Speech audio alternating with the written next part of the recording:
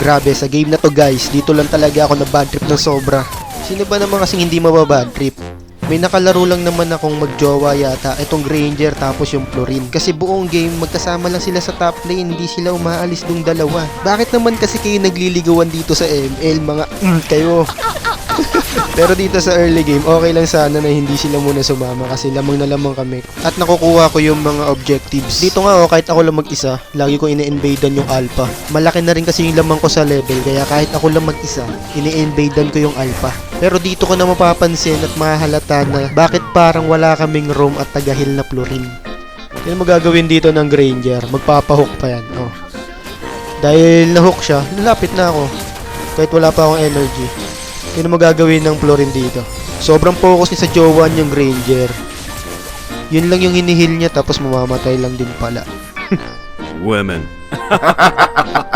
Pag ganito yun nangyayari, hindi ko talaga dinadalawan yung gold lane. Kasi may kasama na siyang room lagi eh. Tapos tignan nyo dito, hindi sila naghihiwalay dalawa. Kahit may clash na dito sa may baba, hindi sila pumupunta. Tapos dito kahit may ulti yung Florin, hindi niya ginagamit yan kahit low health na kami dito sa main clash. Tapos pupunta lang sana ako ng turtle, tapos nakasalubong ko pa tong Franco, ang malas. Tapos dito, napansin ko, may ginagawang kababalagyan yung Granger, tumitipi-tipi pa ang kapal ng mukha.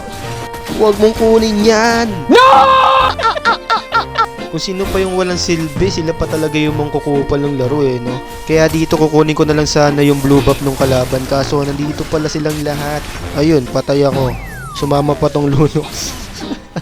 Tapos tignan nyo tong Granger na walang silbi, kinukuha pa yung red buff ko. Okay lang sana kung may silbi kayo, sa'yo na yung red buff eh. Tapos matapos niya makuha yung nagtitipi pa ang kapal ng mukha, tingnan mo mang gagawin niya. Pang walang nagawa yung Florin na tagahil niya eh. Dito naman, nagla-lord na yung mga kalaban, kaya naghahanap ako ng tamang pagkakataon. Kaya ko sana makuha yung lord or maubos yung mga kalaban, kaso ganito yung nangyari. Na airborne lang naman ako ng lord, Diyos ko po, ayoko na.